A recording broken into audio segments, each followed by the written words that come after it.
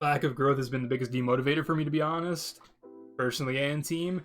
Well, here's where that's going to come into. In order to grow as a personal brand, you have to be consistent with what you do, whether that's, like I do, uploading one video every day, multiple videos sometimes in a day, depending on if I'm uploading podcast highlights or like a one-off like review video or like a TikTok that I make that fucking blows up on YouTube for some reason, but not TikTok. There are different ways to go about it. Like, there's people like me, I upload every day. There's people like Campbell, they upload 2 or 3 videos a week. Then there's people like Nitro that upload once a month. But the consistency thing is basically up to you. How do you want to be consistent? Do you want to put quality over quantity, quantity over quality, a mixture of both? Just, do you want to be the person that's in everyone's ear every day? That's kind of the path I took, because I'm a baseball player. So, like, whenever baseball season's in, that's literally 8 months of non-stop everyday action. So that just kind of makes sense to me as a person, especially whenever I watch games on, like, TV or, like, streaming, whatever. The casters for the Nationals have been in my living room, in my bedroom, every day, 8 out of the 12 months for the past decade. So, like, it's kind of like, for lack of a better term, it's like why people like FaZe Jev's content. 1, Jev is a very interesting person, but 2, whenever there's somebody that you watch every day, it kind of feels like there's a personal connection there. It kind of feels like you have a friend at certain times, and that's why a lot of people on the internet resonate with Jev, because 1, he has a kind of relatable past, and then 2, he is just kind of like a friendly person that people sometimes connect with. That's why a lot of streamers are also popular, like Tim the Tatman. Not to take anything away from Tim, but people don't watch him for his gameplay, even though he's literally actually very good at every game he plays. People watch Tim because he's kind of like the goofy dad. Tim is just one of those people that people kind of latch on to. So, now, circling back to what I was saying originally, Castle, it takes, like, consistency and, like, the want to put in the work to grow your social medias. Because I know, like, especially you, because we talked about this, you're kind of demotivated from posting content on TikTok because the TikTok algorithm is a clusterfuck. It makes no sense. I spend way too much time editing certain videos for them to get like less than 500 views, and then there are videos I just post that get like 7,000 for no fucking reason.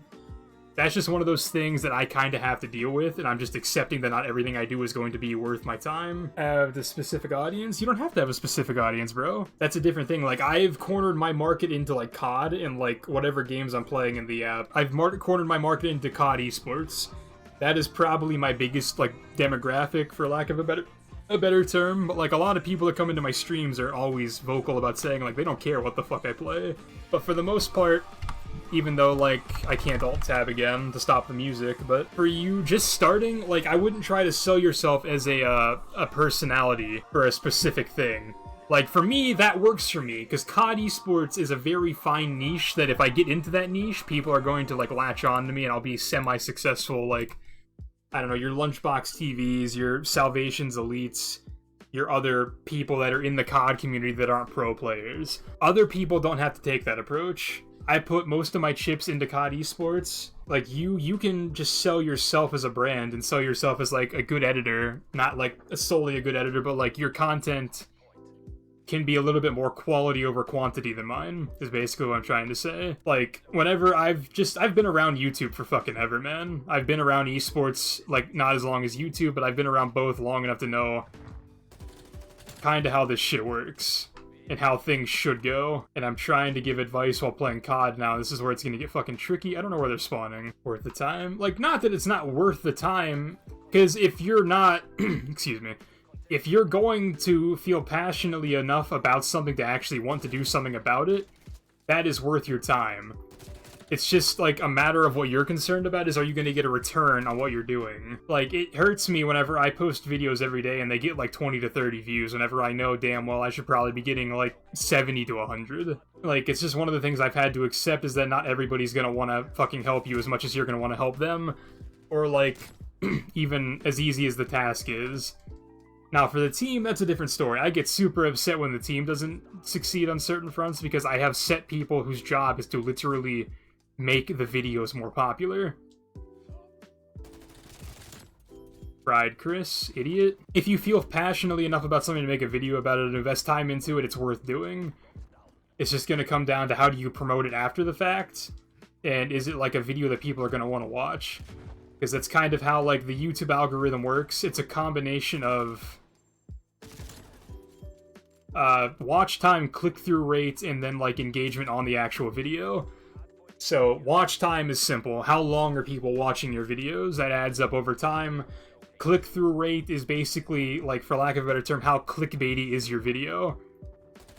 How interesting is your video that people are going to want to click on, and then how interesting is your other content that gets related based off of that video?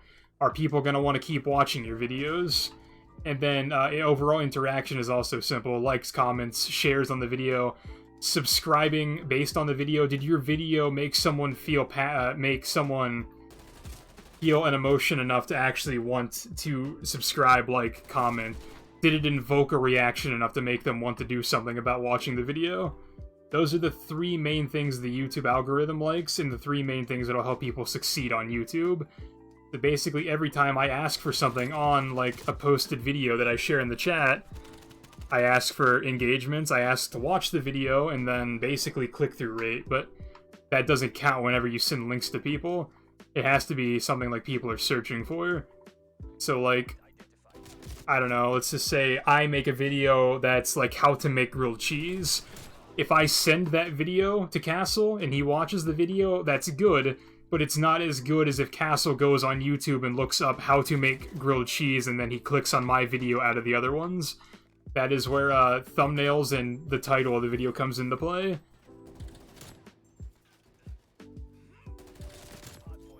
And somehow my team is not getting fried this entire time. I've been talking about how the YouTube algorithm works. But if there's anyone that cares about why I asked for the things I asked for on videos on YouTube, there is the explanation. There is how to YouTube 101. The only other things that would really help is being consistent and then, like, I don't know, just making content that doesn't fucking suck dick. Those are basically the 5 keys to success on YouTube. And, like, that in itself might be worth me uploading that, like, little fucking rant that I just went on. Dude, my teammates are not pushing up. They're not doing anything. I have this fucking weirdo holding a long line of sight with a 74U.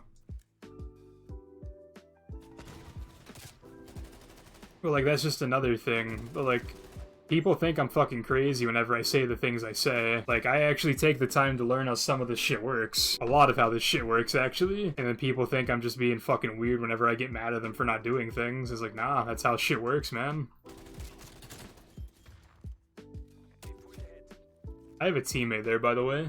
Considering I was doing a TED Talk for most of this video and my teammate has less than 1,000 damage after 2 rotations of hills, I'm actually going to say we're doing relatively well in this match. This guy rotated, I appreciate that.